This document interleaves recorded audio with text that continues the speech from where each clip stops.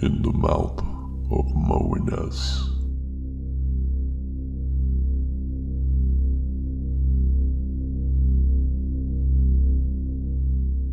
The hard pounding of her head was the first greeting Kirisu Mafuyu received when she regained consciousness.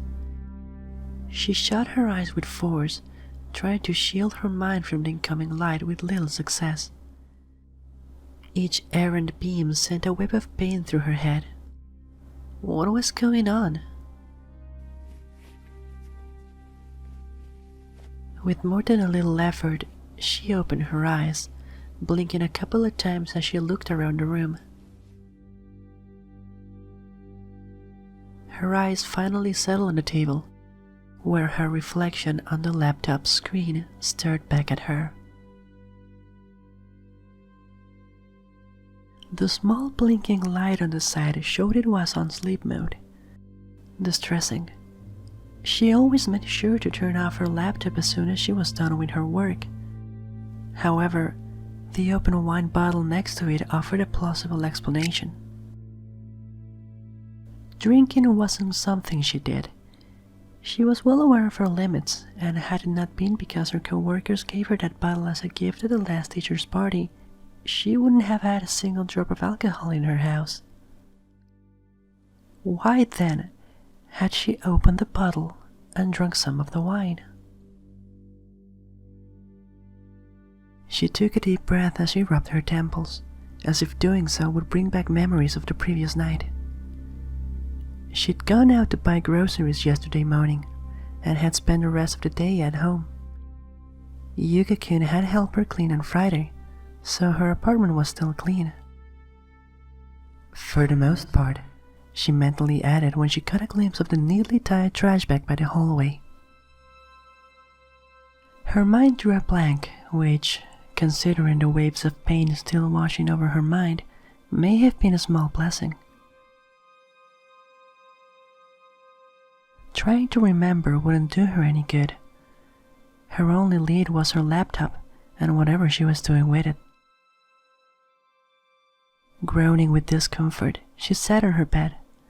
As she regained her bearings, she realized she was still wearing her jersey from the night before. She looked back at the table in the middle of her room and the bottle on it. What had happened that would not only make her drink, but not even want to change into her pajamas to do so? Mafuyu remained immobile. The sound of her breathing marred the stillness of her room. She felt odd, for a lack of a more appropriate word, and it wasn't only due to her hangover. Deep in the recesses of her mind, she had a sensation of something being wrong, like the feeling one gets when walking through a dark alley at night. After a few deep breaths, she finally calmed down enough to get out of bed. As she gave slow, tentative steps, she chastised herself for acting so childishly. She dragged her feet across the wood floor, pushing a cushion towards the table. She stopped less than a stride away from it and looked into the black screen of her laptop. Another second of silence. Mafuyu shook her head and sat down. She hit the power button and waited for the start screen to appear. Light returned, and after clicking on a few prompts, she found the last thing she'd been working on last night. It was a report on the progress of students all teachers had to fill periodically. She remembered now. She'd been working on this the previous day. She managed to get most of them done, and was not surprised when she saw to whom did the most recent file belonged. Yuiga Nariyuki. Lately, her life seemed to revolve around that boy, even in matters as inconsequential as this. Before she could further entertain that thought, she scrolled down and noticed his file was longer than the others. Much longer. She opened another student's file for comparison and saw it was barely over a page long, while Nariyuki's was about 4 pages. Just what had she written last night? Pinching the bridge of her nose, Kirisu Mafuyu let out a long sigh. Whatever she had put in there would have to be edited into something presentable. Deciding not to put it off anymore, she started to read. There was nothing out of the ordinary, not so far at least.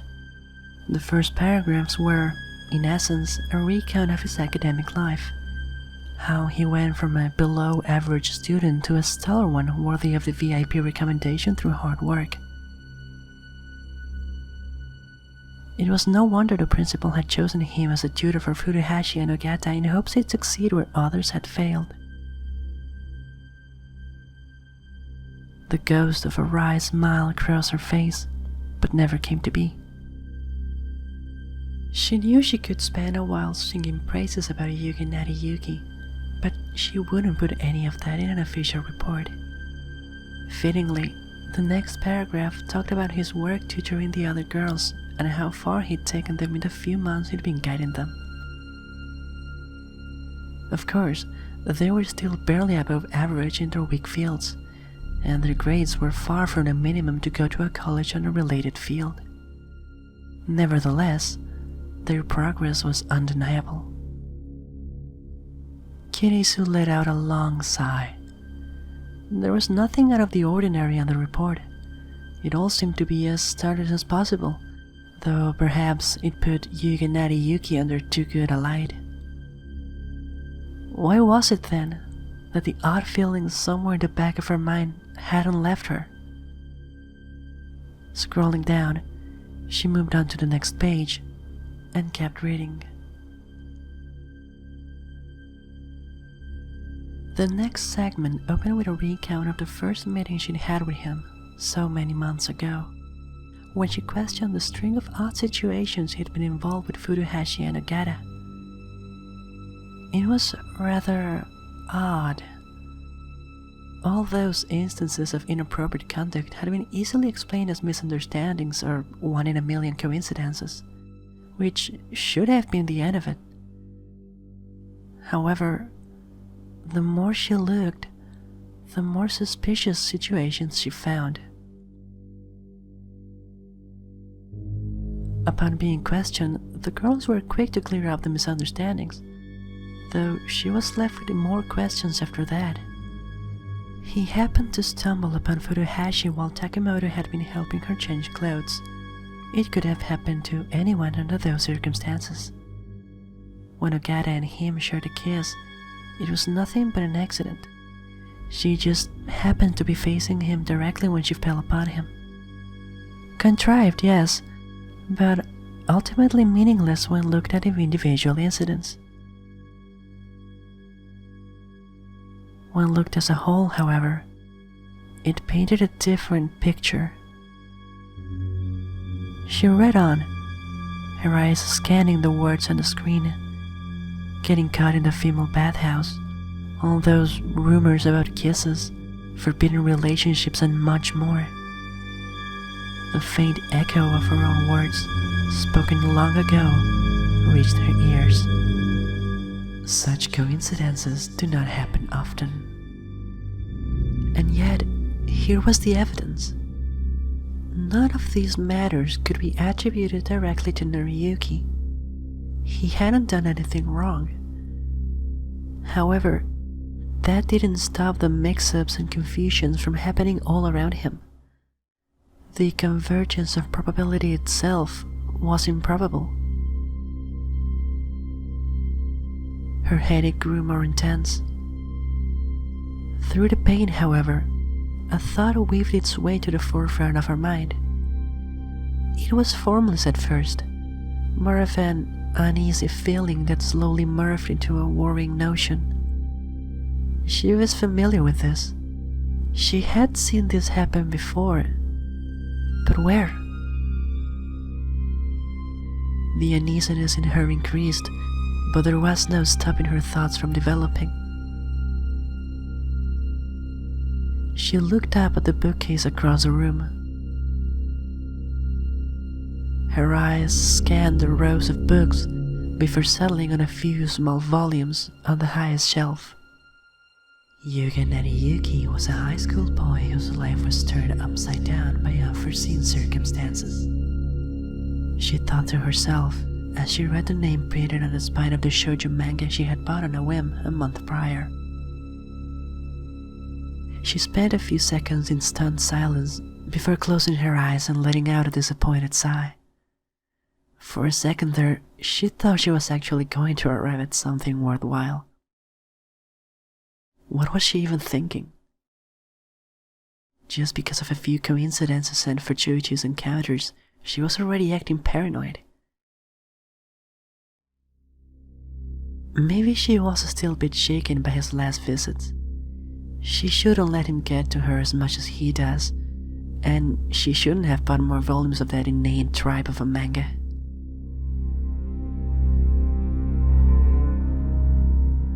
Despite herself, her eyes once more flickered towards the bookcase. With sluggish movements, she stood up and walked towards it. Human beings try to make sense of the world around them. One way they did this was by trying to identify patterns. But it was easy to see those patterns where there were only coincidences. It was not an idea in which she should place too much value, though that did little to stop her mind from doing that very thing, especially when she was a prime example of it.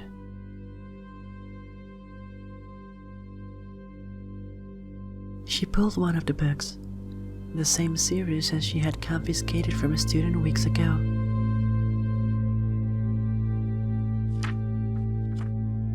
She looked at the kind and maidenly Kirisu sensei, who, though misguided and unprofessional, did her best for her students, until one student, a young boy, had gotten closer to her than she should have ever allowed.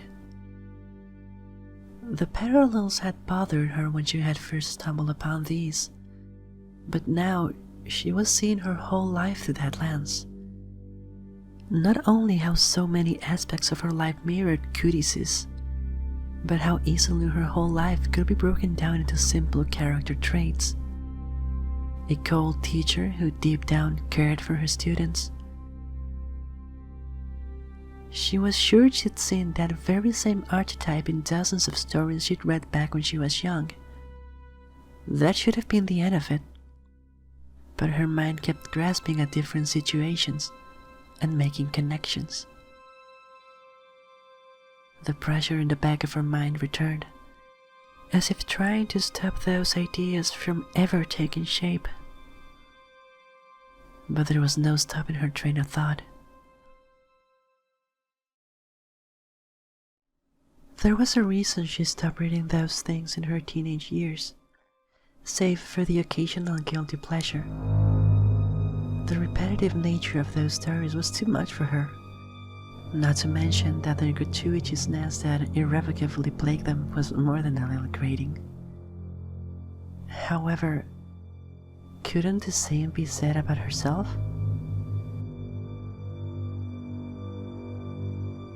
A mere glance at her own life told her she'd fallen into that same trap, letting things pile up until her room was too messy to live comfortably, running out of wearable clothes because all of her clothes were either dirty or being washed, forgetting to check her car's fuel. It was all just a cycle of incompetence. Were they a result of her own sloppiness? The logical result of someone who had long ago stopped caring? Or were those things happening to her because it was what was expected to happen to someone like her? Was her whole life like that? Did all aspects of her life serve to further this archetype in which she found herself? Her being a history teacher was the ultimate joke. George Santayana said that those who can remember the past are doomed to repeat it, and here she was being the ultimate example of that. She'd been stuck in this self-perpetuating downward spiral of ineptitude for who knew how long. Weeks, months.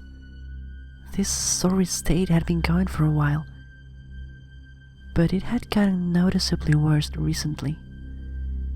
Quite recently. The small manga volume escaped her trembling fingers, landing in the wooden floor with a dull thud. But she couldn't care less. Her mind was too busy. She'd never been good at housekeeping, but it had never reached a point where her inability had rendered her apartment uninhabitable. And yet, over the past couple of months, things had gotten so bad she needed help almost every week. Another jolt of pain coursed through her head, but even through the discomfort, her mind pushed through.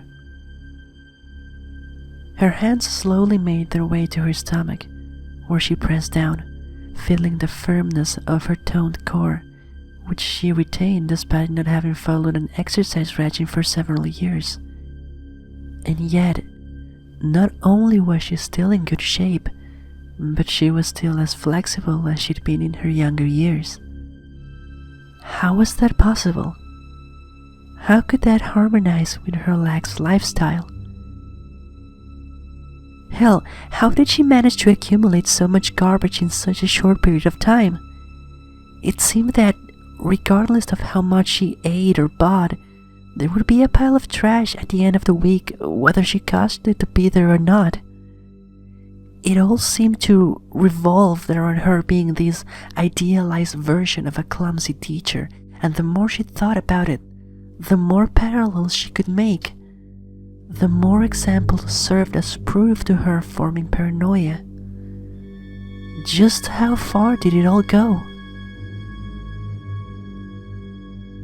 It was then that a disturbing image started forming in her mind. Was she the only one like this?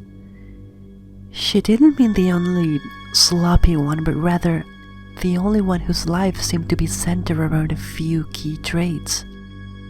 Was there someone else she knew who could distill their own lives as a series of isolated events and characteristics serving as central? The thought hit her with the strength of a bull. The girls, Ogata Risu and Furuhashi Fumino. Two geniuses who excelled in a specific field, yet wished to pursue the path in which they lacked any talent. The odds of something like that happening simultaneously were laughable.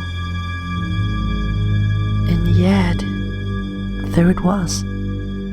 Something so ridiculous, it could only happen in fiction.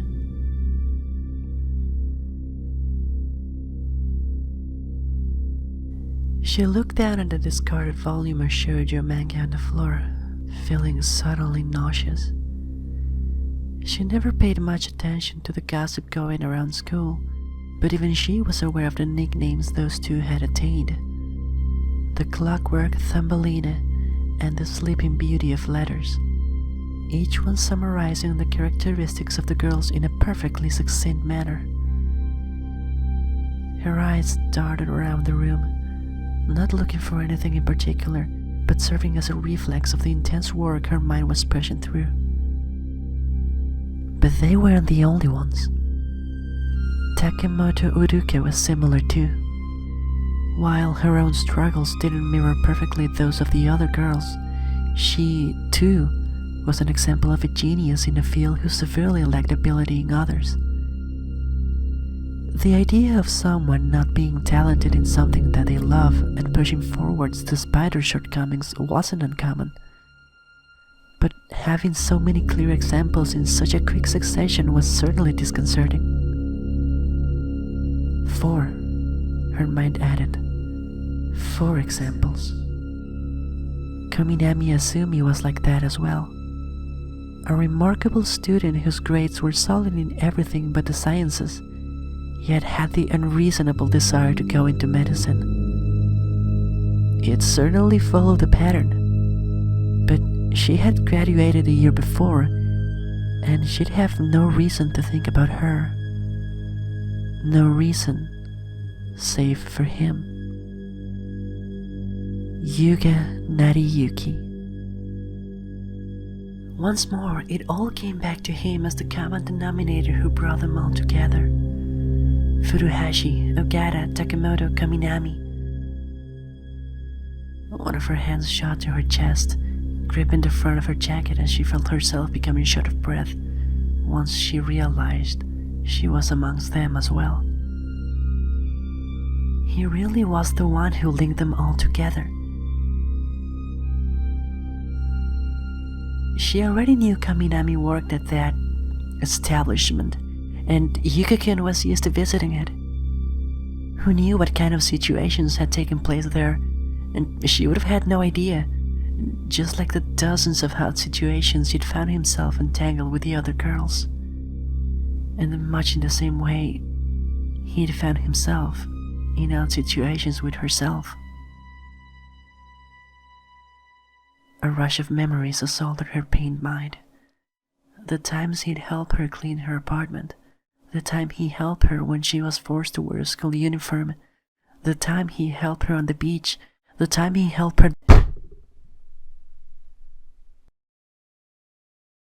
She struck the wall with her fist with such strength the bookshelves rattled. Did all of that happen because of him? Obviously it was nothing of his own doing, but all those events happened when he was around. When they didn't cross paths, her life was unremarkable, as if put on hold until the next time their lives would intersect. Hell, when she finally met her sister again after so long, he had gotten entangled in the whole mess.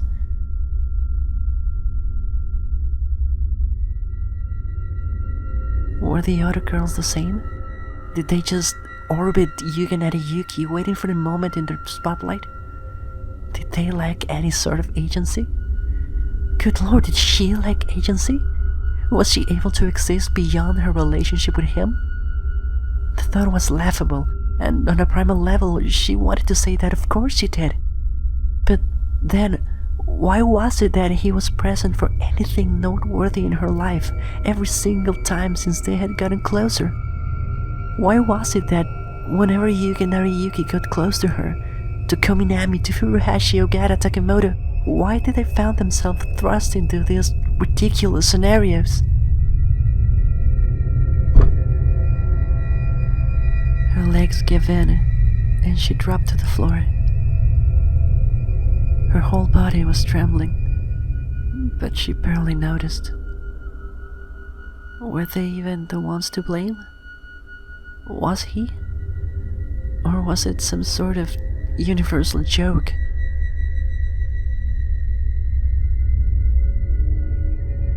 Was the universe itself conspiring to weave this web of contrived situations, and they just found themselves trapped in it?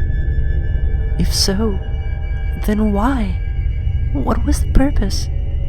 Why hold Nariyuki to such a high esteem? Why was he so pivotal to everything? Why was he the center of their universe?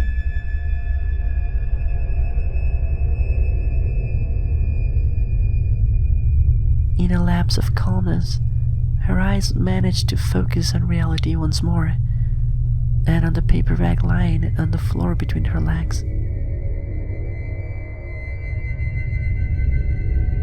The sight of a student making a dreamy face stared back at her. Holding on to the last remnants of her crumbling reason, she picked up the little book and held it between her shaking hands. She stayed like that for a while, until a low, scuffing sound broke the silence that had fallen over her room. She did it again, but this time she couldn't hold back the laugh that followed it. It was so dumb, so absurd, so inconceivably ridiculous that the mere idea of considering it should be reason enough to consider admitting herself into a mental clinic. And it made complete sense. With a roar of anger, she threw the manga book across the room, The rage building up inside her only served to increase the pain coursing through her brain, but she didn't care. What did it matter if she gave herself an aneurysm? What, if anything, mattered? Hell, if she gave herself an aneurysm, that would only mean Yuiga Nariyuki was probably about to drop in. He'd take her to a hospital in a princess carrier while making a blushing face and then help take care of her until she got better. Oh, but that would only last until it was the turn for another girl to share the stage. Surely there'd be a series of drama and misunderstandings that would let them grow closer and have a funny or heartwarming conclusion, and then the cycle would repeat itself over and over again until whichever force ruled the universe decided it was time to end it. And then what? Stuck in a limbo forever because their stories were over? Is that what awaited them? Did years of regret, broken dreams, wasted potential, and attempts at atonement were for naught? Was it all just this Jan joke with her as the punchline? What was the point of any of it if the only thing that mattered was what served to further her character and how it related to the main character? She thought back to her entire life. All the tears and the pain that amounted to a few lines in her backstory. She thought of the girls. She thought of Yuiga Nariyuki. Amidst her rage and anguish, she couldn't bring herself to feel angry at them. At him. If anything, she felt sad. She felt coldness spreading from the deepest part of her chest. They were victims, pawns in this sick game just as much as she was.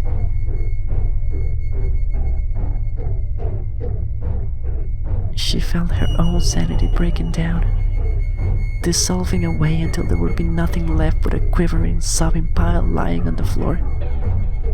She couldn't take it. She couldn't let that happen. With a startle, she looked back at her desk and at the open bottle of wine next to her laptop. If this was but the one thing over which she had control, then she'd rather go back to the days of ignorance. There was no need to think it twice. In a mad dash, she hurled herself towards the table and grabbed the bottle, taking several long swigs. The effect was immediate. Her consciousness started to fade away, taking the memories of the past 15 minutes with it. As her last waking thought, she smiled a sad smile, hoping she'd manage to at least do this right.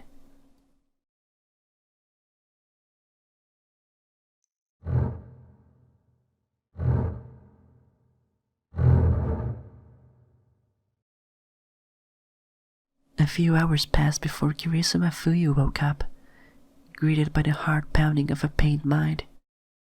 She shut her eyes with force, trying to shield her mind from the evening light coming through the window with little success. Each errant beam sent a web of pain through her head. What was going on?